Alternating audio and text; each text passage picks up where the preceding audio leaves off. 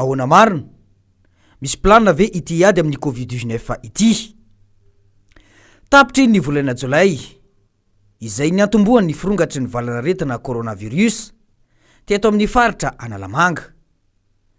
Raha antaremarika izay navoaky ny CCO, dia mahatratra 4,990 be izao ny isan'ireo cas positif na olona voatily fa mitondra ny tsy mikaretina tao anatiny izay iray volana izay.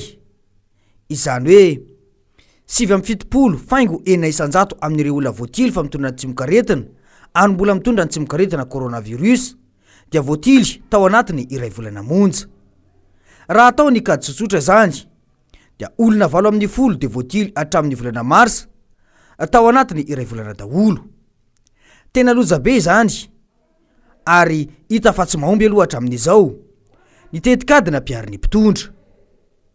Mbola manampitrotraka an'izany ihany koa ny taux de positivité, izany hoe ny tahan'ny olona cas positif amin'ny fitambaran'ny fitiliana natao dia manodidina ny 170 isan-jato, izay tena ambony zany ary taratry ny fifindrany tsy mikaretina aingana be. Io ihany koa dia proof faharoa fa izay paikady rehetra natao sy nampiarina tamin'ity volana Jolay ity dia azo lazaina fa nandamoka avokoa. Misy arve ny planina matipaika sao dia tsy ho vitanareo intsony ity ady ity, na dia nilaza azy ianareo fa tsy mbola nanangana saina fotsy. Ny zavatra hita sy tsapa aloha manerana ny nosy dia reraka sy trotraky ny fahantrana ny ankamaroan'ny vahoaka malagasy ary maro no efa nanangana ny saina fotsy satria efa tsy misy hevitra intsony. Raha iandry ny fanampiana avy am-pitondra moa dia toa tsy hita antenaina mihitsy izany. Ity ny fitarainan'ny mpivarotra ity dia maneho tsara ny olana sy ny fahasahiranany ny vahoaka. Tsisy ainanay mihitsy ato zay efa tsy mamoaka entana, tsy mivarotra, tsy maninda dia mbola enjehany le mpitandro ny filaminana. Zany natao anay dia ohatrany lasa azo rena dia lasa matsiary mitsaly be mihitsy zay eto zany. Zay nefa ny atsany tsy manan-kaniko hoanina, tsy mananinninona, zay manana zanaka kely azonao tsara. Fa izay mba ny tombotsoanay président satria zay mba anisany hoe fidy anao sy ny karazany kanefa zao zavatra mahazo anay amin'izao. Zay ve zany tsy afaka mivarotra nefa nina zany nividananay le PPN raha ohatra ka tsy afaka mivarotra zay eto. Ny ankizy zany ao tsy hita hoe tsy afaka mivoaka dia tsisy tsy hita hoe inona zany nataonay. Sahirana daholo zay zao. Fanampiana efa tsy zay mihitsy, tsy manantena an'izy zay sady tsy manantena an'izy zay sady tsy mbola nahazo. Aloha zay mba hivarotra ohatran'ny olona rehetrarehetra e. Nefa zay zany tsy maintsy mitady zay nefa nohanina tsisy. Maninona ny olona sasany afaka mivarotra nefa zay eto Ambola tsy afaka mivarotra. Raha ny aretina tsy ahitam-baolana, ny sosialim-bahoaka sy ny toe-karena mitotongana hatrany mipetraka ny fanontaniana hoe mbola misy mpitondra mikatsaka ny tombotsoan'ny vahoaka sy mijery ity fahorim-bahoaka ity ve? Tena hita fa tsy misy intsony ny fampitokisana eo amin'ny vahoaka sy ny mpitondra. Ny atahorana dia sola ireo vahoaka izay efa tsy manana ho atokona intsony no ikapoka vilany sy atako bilany anaitra anareo vao ho taitra indray ianareo.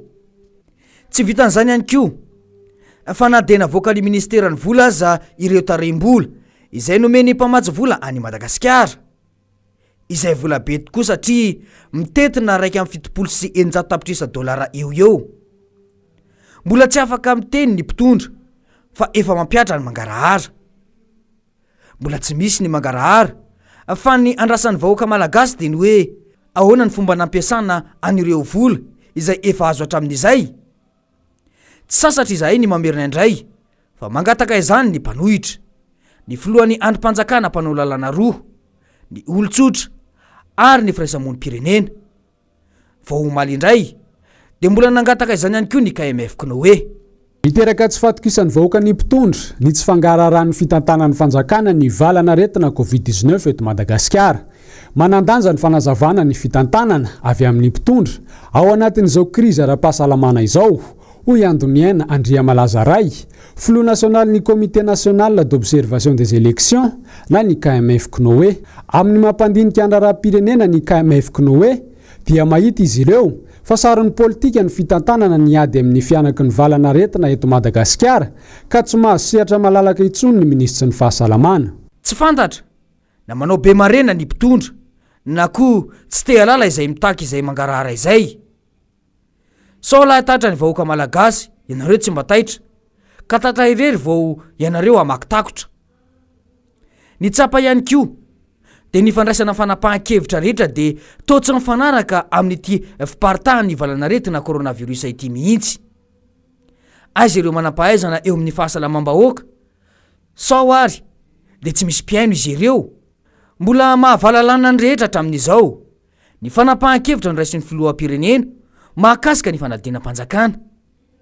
Efa niditra ny volana Aogositra isika izao ary tsy mbola mianatra ny ankamaroan'ny mpianatra eto amin'ny firenena.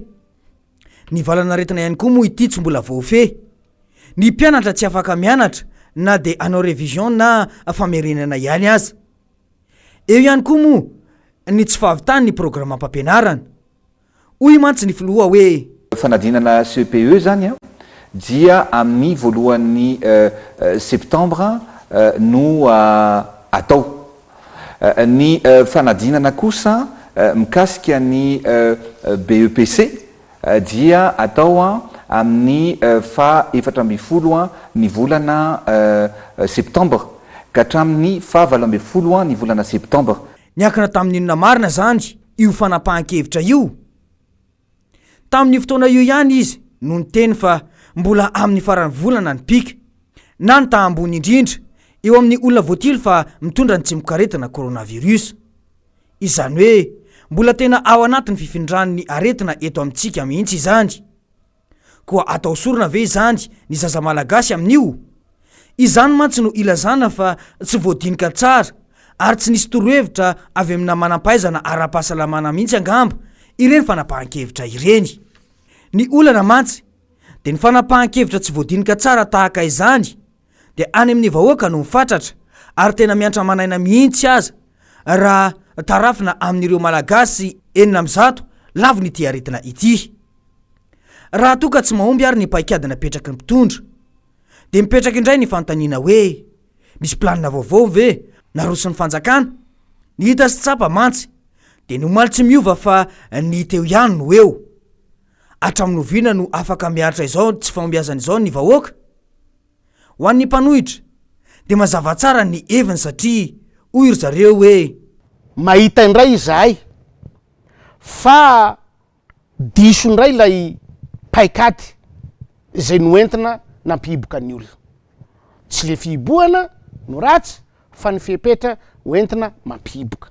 Matotsika ny te hanidiny olona ao anatin'ny trano dia izy tsy tiatsika hivoaka satria misy an'ilay valanaretina. Fa ahoana ny ataon'le olona ao anatin'ny trano? Zay ny tokony fampiresahana hoe inona avy ny zavatra ilain'ny olona mba hatonga tsy hivoaka ny trano. Nahazo vola isika fanampiana. Tsy vola mpanjakana koa io fa vola fanomezana avy any ivelana ho an'ny vahoaka malagasy. Fa ny fanjakana natao hitantana fotsiny fa tsy vola mpanjakana io. Okazavo zay omeo an'ny vahoaka eo anjaran'io volam-bahoaka io ka tavy mangarahara ny fanomezana azy ho an'ny vahoaka. Mazava tsara fa tsy hita ny fahombiazana teo amin'ny paikady natao hatramin'izay. Mila planina vaovao ny firenena eo amin'ny ady atao amin'ity valanaretina ity. Mila planina vaovao ny firenena eo amin'ny fanarenana ny sosialim-bahoaka sy ny toe-karena. Raha toka mbola saina fotsiny no atsangan'ny vahoaka dia mila fanavotana aingana izy ireo. Ko angamba tsara ny mandray andraikitra fa tsy miandry ny vahoaka anangana ny saina mena satria izy ireo ihany no mpitsara farany. Sao dia tonga tokoa izay vao anontany anareo mpitondra hoe fa ahoana marina e?